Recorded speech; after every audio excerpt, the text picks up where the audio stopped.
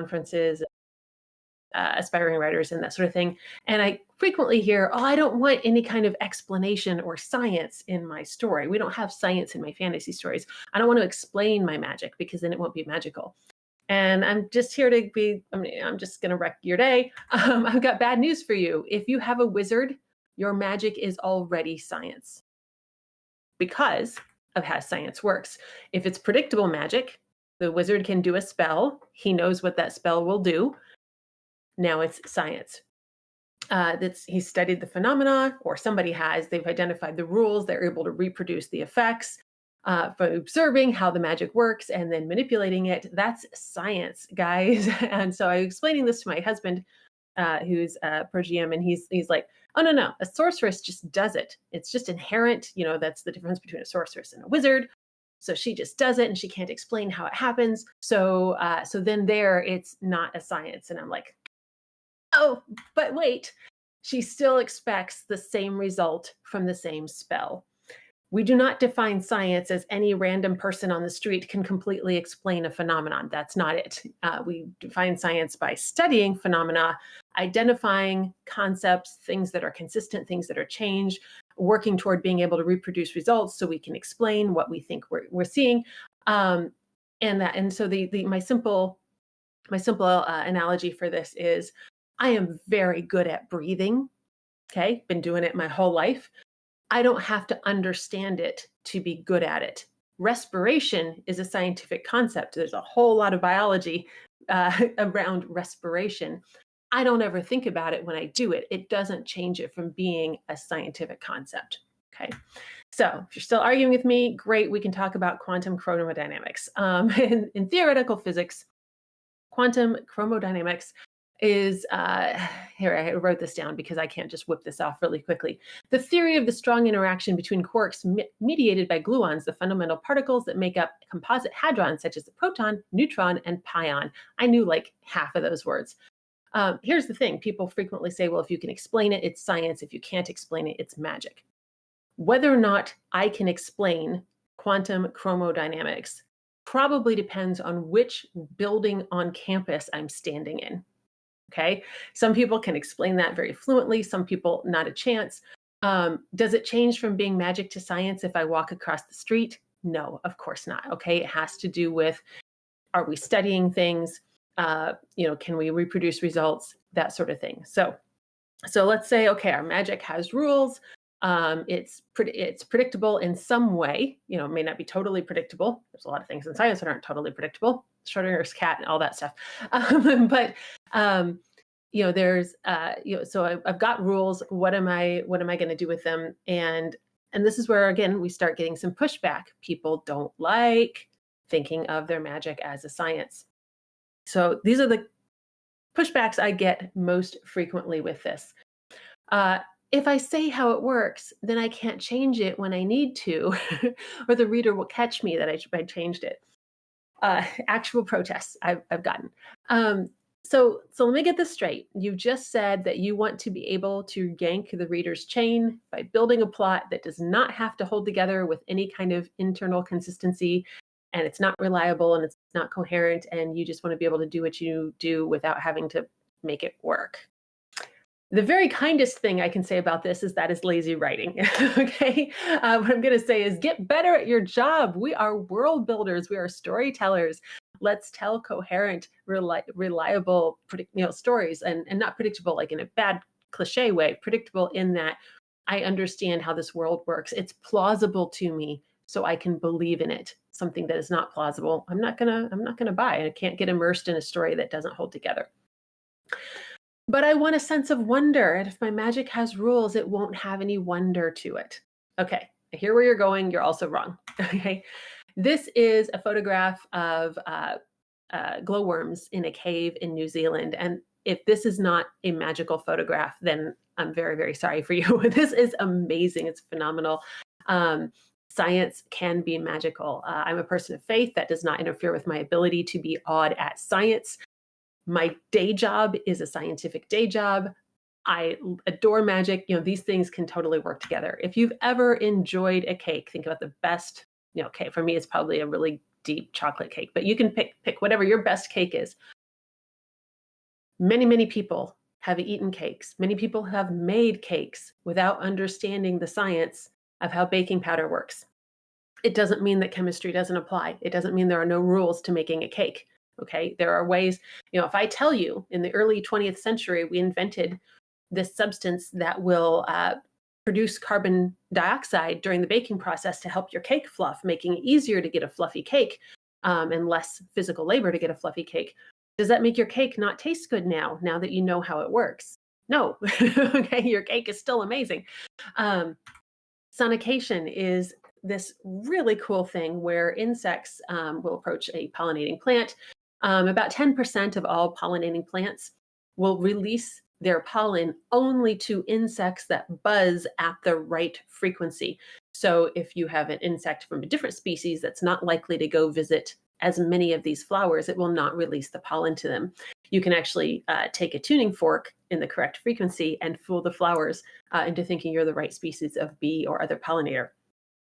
If you're sitting here going, oh, well, now that you told me that, I understand it and it's not cool anymore. I'm sorry, what a sad life you must lead. I hear this stuff and I'm amazed. Okay. So you're all familiar with Clark's rule. Any sufficiently advanced technology is indistinguishable from magic. And then the inverse of that is also true. Mercedes Lackey and Larry Dixon included in one of their books, any sufficiently advanced magic is indistinguishable from technology. And I think that's pretty cool. And so I have totally borrowed from this when I needed a mage to sound very snarky and, well, I can speak above you. I just ripped a bunch of physics language to discuss magic because you can do that. So, okay, magic is science. We're going to go with this. Magic is science. My magic can still be pretty magical. Just because somebody has studied it and understands how it works does not mean everybody in that world knows how it works. Okay. And that is endlessly true in our world that we live in right now. I'm glad you're liking the dog cam. Yes, she's very helpful in supervising. So as I say here on the slide, some people believe color is an inherent property. All right. And if that's you, great, live your life. You can still enjoy how beautiful things are. And if you're like, color is not an inherent property, you can still enjoy a sunset. Okay. These things don't change because we have rules or understand them.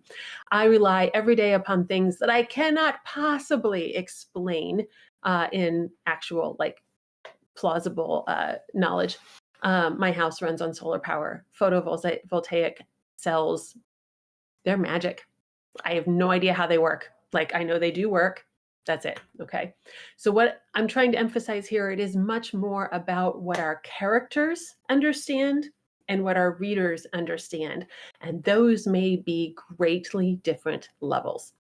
In fact, they should be, and they should be greatly different levels for various characters as well. I do not have to understand quantum chromodynamics to believe that it exists, or to believe in a character who understands it. Okay, I just have to believe that that character understands it, and then I'll go along for the ride. Okay, so you can write your characters with whatever level of understanding of this science that is useful for your story. So we'll talk about more about that in just a minute. What I'm pushing for is you, as the author, do need to understand some of the parameters.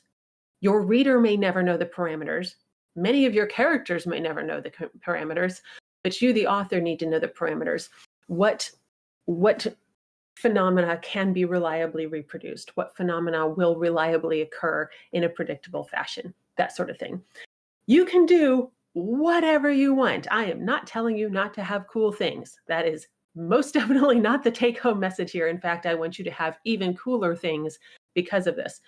You can do whatever you want. It just needs to be consistent and plausible. Not consistent as in predictable, not consistent as in boring, certainly not. Not consistent even as the same thing every time. What it means is, if I'm attempting to replicate, if I as a character in the story am attempting to replicate things, at some point I'm going to understand, yes, I can say this spell and get a predictable result. And frequently I see when people are working on world building and writing their fantasy stories, they just break it down into magic users and non-magic users. We have wizards and we have everybody else. There's no crossover knowledge. you just went to wizard went school and understood everything, or you didn't and you're doomed to be a farmer and there's no other occupations and no other levels of understanding. That doesn't have to be the case. Actually, you can have much more complex, much more rich, much more nuanced story world, very much like our own world. So I already talked about, whether something is magic and or science depends on, which university building I'm standing in. But let's use some really simple examples. So we're going to start with wizards. These are your ultimate magic users. Wizards are people who have studied and more or less mastered, okay, depending on how accomplished we want to make them, the magic that exists in your world. So these are people who can do things that ordinary people, heavy air quotes, cannot do. The real world, our world corollary that I'm going to offer would be statisticians, medical researchers, coders, behavior analysts. Okay, gonna get a little bit mean here, but all the stuff that you see online about do your own research. And then the research means I'm going to go watch a video on YouTube, right? Like, no, research is you're getting into the lab and you're dealing with wildly complex levels of experimentation and things. But these are people who can explain exactly what they're doing, what process they're using. They know how to tweak that process to get a different result that they want. When they want to modify something, they're not just following steps. They're not just following recipes. They are using all of their knowledge to craft a specific result. And so that would be like a wizard level user. Then we have just kind of users. Okay, these are people, and I'm simplifying. I'm just giving you a few steps. You can do a lot with this. You have people who understand that magic or technology exists, but they're not wizards at it. They have some basic uses of it, but they may not fully understand it. And they may be able only to do, a limited number of things according to the recipes that they have learned. Okay, so these are people who might use a magical item, might have a couple of simple spells that they can do, or things like that. But they're not going to invent something new. They're not going to maybe be able to great at problem solving or troubleshooting. Okay, because they're not that level of mastery. So no, this can happen on a whole continuum. There's a huge bell curve here. The corollary in our world, people who borrow bits of code to put into new code. Hi, that's me. Okay, rather than creating something from scratch or knowing exactly why what they are copying does what it does. You're still on mute. Okay, we all know. Like here we are. 2024, we still have people who are struggling with Zoom or FaceTime or whatever. They use the technology, but they don't understand the settings. They can turn their mute on and off mostly, but they can't go in and handle all of their security settings or that kind of thing. And this is anytime we see Congress discussing technology and regulations. Okay, so all of this, these are people, and they're familiar with it. They're just not super fluent at it, and they don't have a huge ability to go in. So I got a woman who enjoyed my book, wanted to follow me. So she sent me a friend request on Facebook so she could friend me, so she could send me a private message to ask if I had a blog. I'm like, you were on the internet. You could have just put my name into Google and you would have found my blog. Okay. But she didn't know how to use Google. She knew how to use Facebook. Okay. So these are the kinds of user things. So then there are people who are, we're just going to say non-magical. Again, I'm breaking this down. There are so many levels that you could put this at. These are people who just do not use the magic, don't use the technology. They might even fear the magic or technology. They could just be, ignorant of it, not interested in it, or fearful of it. All so many different reasons. Luddites, science deniers, we see this a lot. We have a whole continuum of reasons to engage or disengage from the science or the technology or the magic. And some of those reasons will be valid and some of them will not be valid. Okay, so I don't know. I don't understand computers. I didn't learn to use computers, so they're intimidating to me. So I don't feel good about it. So I just don't use them. Okay, and substitute whatever computers in general, or specifically spreadsheets or whatever. Um, you know, Preferences. If I have a smartphone, people can reach me at any time. I don't like that kind of pressure, so I just choose not to do it. Okay, that's a valid reason. People misunderstand things. Well, if I have cash, cash will always work. Your store will never shut down and stop taking cash. So, may or may not be true depending on how the cash register runs. So that's probably a misunderstanding. But that if you believe that's true, it's going to affect your behavior. Conspiracy theories fuel a lot of disengagement. And so again, we got a whole range of valid and less valid reasons that are going in there. So depending on your world, depending on your character, they may have any of many, many types of relationship to magic as a science. And I get really disappointed when I see, oh, this society has this level of technology, therefore everyone in this society can do this, or is familiar with this, or that kind of thing. And if you just look around us, that's clearly not the case. Okay, it's just not even a little bit true. So let's talk a little bit about hard and soft magic, because anytime somebody starts talking about magic systems, somebody is going to bring up Sanderson's essay. So let's just go ahead and get it over with. My very, very brief take on this is just, I'm going to say, don't try to make rules out of an essay which was not meant to be rules, and then complain that those rules are too restrictive. So there, I think we've covered most of it. But what I will say is that the take-home message that you need to know anytime you're working with magic or sufficiently advanced technology, okay, whatever the case. So this includes your superheroes, your hard sci-fi, all of that, as well as your fantasy worlds. If the reader doesn't know the rules of the magic or the technology or the whatever, then that cannot be the solution to all the problems, because then you get really, really lazy writing. Okay. Oh no, we're totally trapped in this spiky lined pit trap that's squeezing the walls in us. I'll just use my magic to open a door and we'll walk out. The end. Problem solved. There was no tension, no stakes. I never wondered how the wizard's going to get out of this, because, hello, wizard, we're just going to solve things with magic. The end. No worries. Okay. But if I know the rules and I've put some limitations in, then I can use magic or technology as a plot solution, because I can get to be clever about it, and I can let my character show off and use their knowledge so that they actually have some agency in this situation. Oh no, we're totally trapped in this squeezing spiky pit trap with the walls squeezing in on us. I can't affect the stone, but I can ask the algae that's down here to grow really fast and split the stones. And now I've done something clever and we can get out. Okay, so this is related to the rule of cool. If you're playing a tabletop game and you're like, well, edge case, but it was pretty awesome, so we can do it, right? Something like that. If there's no rules at all, or if the reader is not aware, maybe I've got some rules in my head, but I haven't conveyed those in the storytelling, then magic is always a possible solution. There's no tension, there's no stakes. It's just not, as fun and engaging. Working around limitations is actually fun. And if you're like, no, limitations are terrible, you stop being lazy. Like, get into your story. It's really working, like, fences make good neighbors may or may not be true. Limitations make good stories. Yes. Okay. Is true, because you're going to get out of the cliche. You're going to get out of the super ultra tropey trope responses, and you're going to get something fun.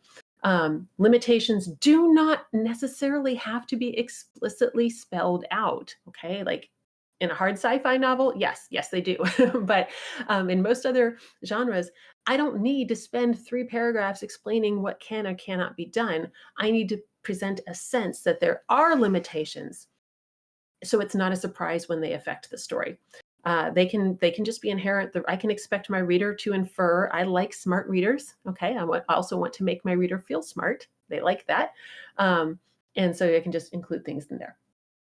Okay. Oh, fences make good fiction. Look at me. I forgot that slide was in there. Okay. So Magic can have a number of kinds of parameters. And again, magic is science, so this applies to all of your technology as well. It can be cost. So your tabletop games get around this by we can't just resurrect anybody who goes face down during a fight. That it's going to cost a diamond each time. So there's a financial limitation on how often we can pop people back up after they die. There are repercussions, there are side effects, there are so many ways we can limit things. I'm not going to take the time. You guys have definitely seen this other places, but I need them to be built into the story world. I can't just be like, oh, it just can't work because of reasons. Okay, again, oh no, we've got this ring. It needs to go into Mount Doom. I'll just teleport it in. The end. Saved like 500,000 words of epic fantasy and did not spawn a new genre. Okay, so yeah, that doesn't work.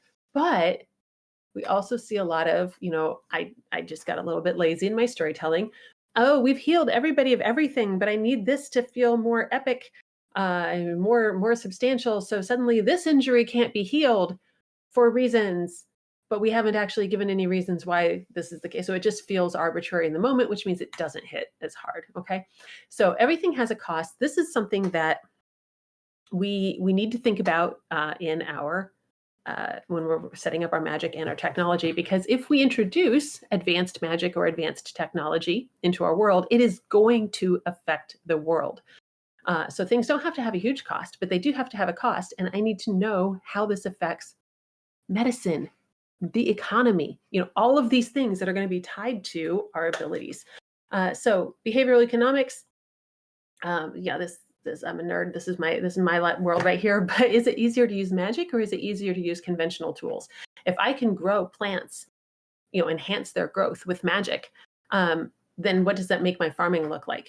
Okay, if I can do it with magic, but it costs a ton, maybe I do mostly conventional farming and we save the magical farming for certain areas or something. If it's a solution to a problem, you probably need to be a little bit clever about it. Otherwise, it just feels lazy and cheating. Okay, or you need to sacrifice something, make the cost really high. Then we can get behind. Oh man, it was a big deal to use magic for this. When your magic or your technology has costs, those are not always obvious, and they're not always obvious to the people who are close to them. Okay, this is really big. This is real life, actually, right here.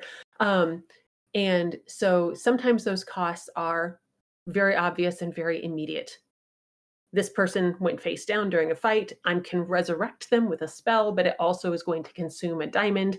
So it's going to cost me a diamond. How much do I actually like this guy? Okay, so that's an obvious cost. Not all costs are that obvious. Plastic forks are just so much easier to use, so I'm going to use plastic forks.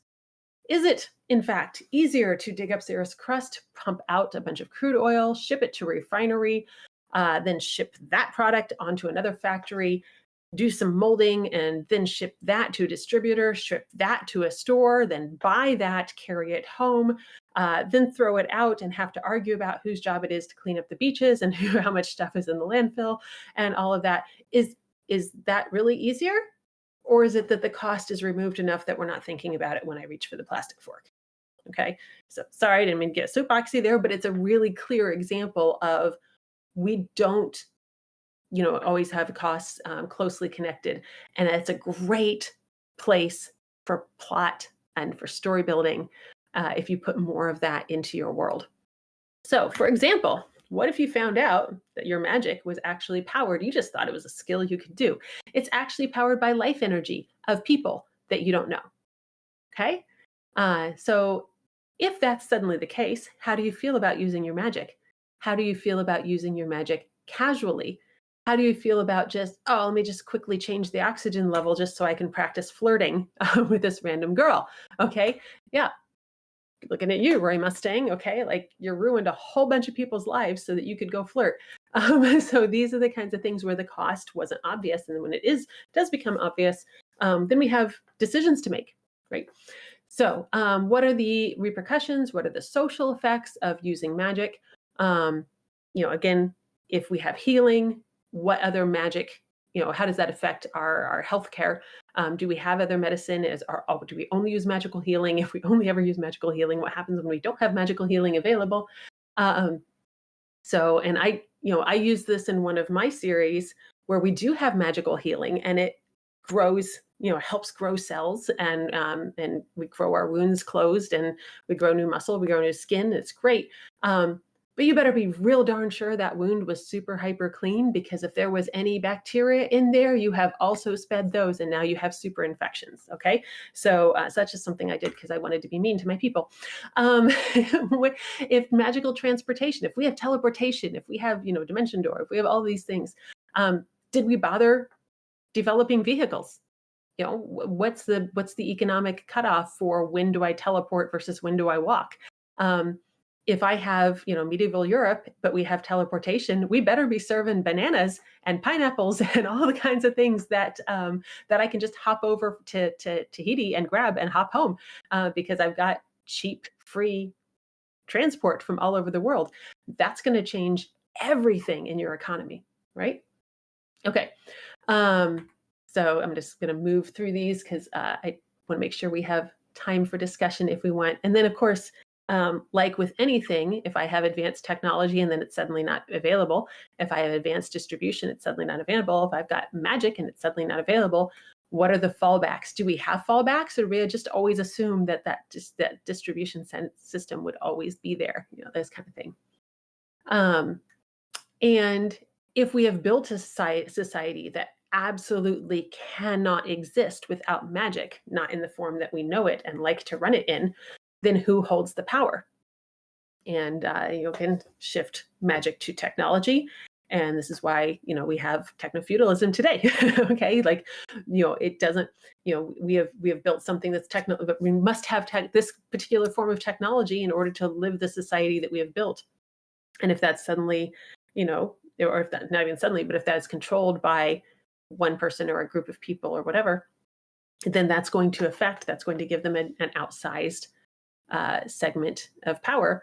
And that's just observable in society. So quick example, electric cars are the new hotness today. We actually had electric cars before we had gasoline cars. If you look at the history of auto production, it's just that battery technology wasn't that great, and the electrical grid was actually supporting the interurban and other things here in the United States. So it was not being utilized for electric cars, and the battery tech wasn't that awesome. If the battery tech had been better, if the grid had been built for that, if we had not then taken off for gasoline, we would have had a completely different 20th century, because crude oil would have been a totally different scale on the resource list, right? How many wars would not have taken place, or would have taken place differently, if we were not looking at, getting these particular resources for these particular reasons? Now, take your world, do the same thing with magic or a lack of magic. What would be different? What would be changed? Okay. Oh, hang on. I got a comment. Christopher has to run. Oh, thanks for coming in. Hope you do it. He likes the world work that describes the magic as science is Tamsin Muir's Locked Tomb series. Okay, yeah. One of the warlocks says this was all easier before we understood how it works. Yes, that's true for a lot of things. And you have a great point. So okay. And actually, I wanted to open it up for discussion. If people have more really great examples, or if they have questions, or if you just want to, rant, that's fine too. So let's take a moment and do that, and then I'll wrap. You can throw chat in, or I don't care if people want to turn on their cameras and we can chat face to face. I don't know, whatever you like to do. While that, I don't see anybody typing, so maybe that's not what people want to do, which is fine. So I am gonna. This is my self-promotion. If anybody wants to download a free story, this is a short story set in the world of my new series, which is dropping completely in the spring. So there's a free story you can download. And then I'm going to show you also that I have contact info in case you want to catch me online for a follow-up question, or or just for things.